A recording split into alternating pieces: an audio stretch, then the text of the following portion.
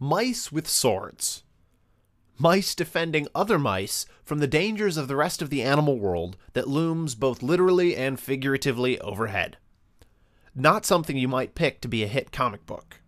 You're walking around any comic convention and you think, who on earth would want to buy a comic about mice with swords? You know, you're walking around a comic convention with spandex-clad heroes everywhere and heroes with enormous guns and boobs and butts, and, you know, there's so much of that in the marketplace that I just didn't think there was any chance.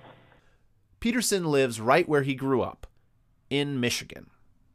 His art owes as much to this state as he himself does.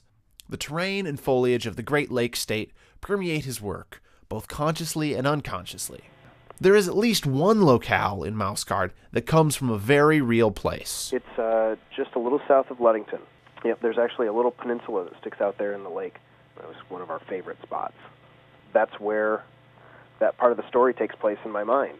It was right there on the beach. So that was very intentional, where when I knew I had to do a beach scene, I couldn't pick another beach but that beach. I really like Michigan. I like the climate. I like having 4 seasons. I like that we're surrounded by these beautiful lakes. There's all sorts of different places here in Michigan that are fun to go and visit, and I like being so close to all of them. Besides, what would he get out of being somewhere else?